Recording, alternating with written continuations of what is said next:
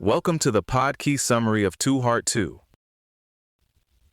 Today's catch-up is all about how To Heart 2 turned into a much bigger and stranger success story than a straightforward sequel usually does.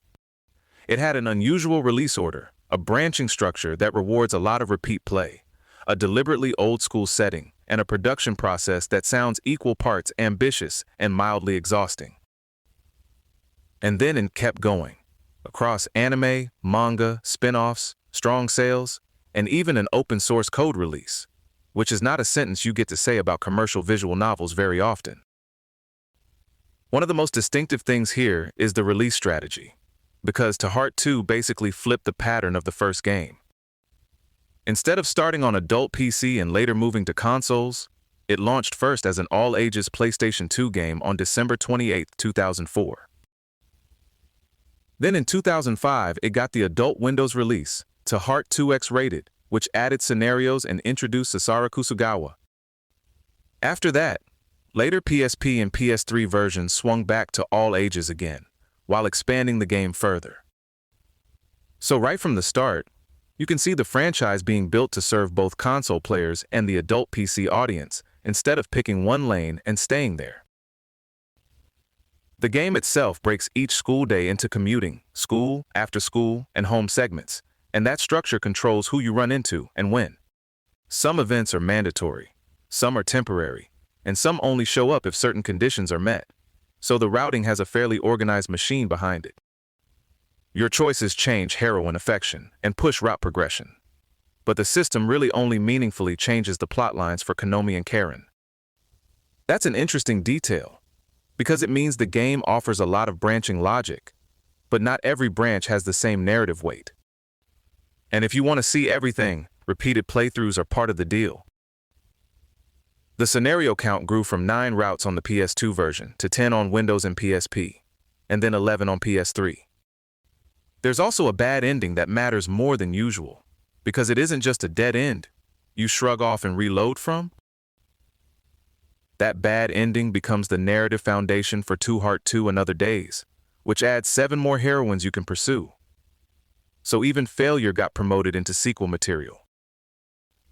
A lot of sequels want to prove they're bigger by throwing out the old map and starting from scratch. To Heart 2 didn't do that. The developers kept the school and town from the original To Heart and shifted attention to the northern side of town. In its intended chronology, it takes place 2 years after the first game, so it feels connected instead of rebooted. What's especially charming is how hard it leans into continuity of atmosphere. Even though the setting includes maid robots, it deliberately avoids mobile phones and keeps this 1990s technological feel to echo the earlier game. That creates a funny but very intentional contrast. You can have advanced robot maids, sure, but the everyday texture still resists modernization. It helps explain why the sequel could grow into such a big franchise while still feeling tethered to the identity of the original. The development story starts in a pretty human way. The idea began as a joke about making a sequel to To Heart during a collaborative Aquaplus project. But because the original was so popular, the joke turned into a full production.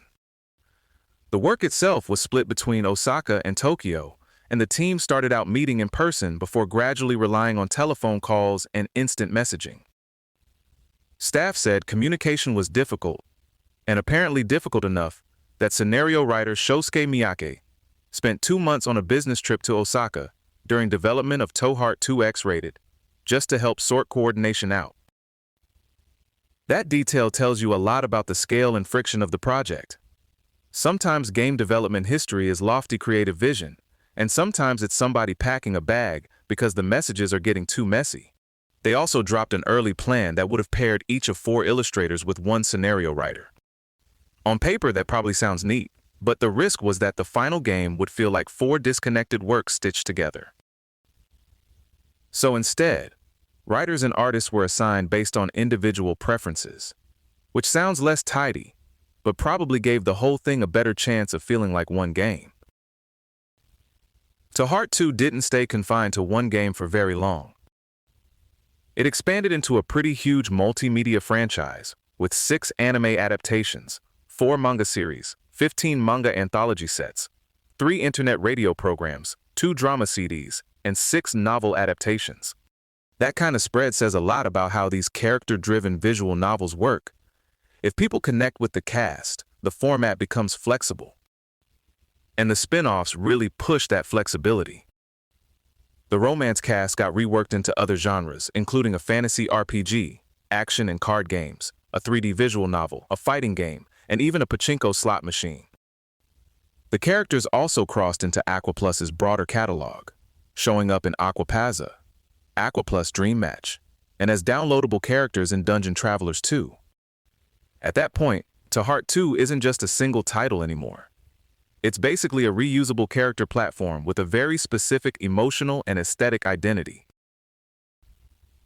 All of that expansion sits on top of something pretty simple. The game sold. The original PS2 release moved 86,485 copies in its first tracked week, according to Media Create, or 82,949 according to Famitsu.com. And either way, it was the 4th best-selling game in Japan that week. And the later versions kept showing commercial life instead of fading out quietly. To Heart 2 Portable sold 32,521 copies in 1 week in 2009. And To Heart 2 DX Plus sold 24,429 copies in 1 week in Japan in 2011. Reader polling backed up that staying power too. Dengeki's magazine ranked it the 3rd best Bishoujo game out of 249 titles in 2007, and the 2005 X-rated edition placed 6th overall in Getu.com's annual ranking. So this wasn't just a property that got adapted a lot. It had real longevity with players and fans over multiple releases. And then there's maybe the oddest footnote in the whole story, which is also one of the coolest.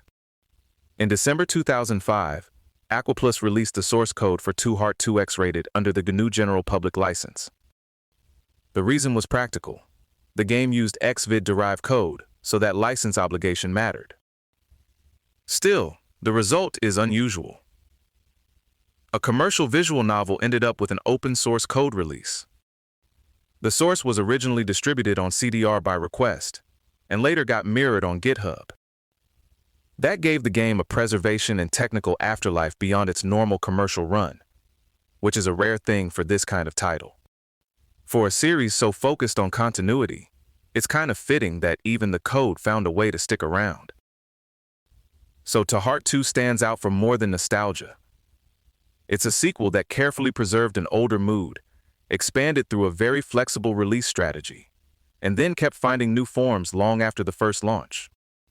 And if your franchise history includes made robots, multi-platform route expansions, and GPL source code on a CDR, you've definitely earned a place in the archives. This episode was generated by Podkey. Create your own at podkey.fm.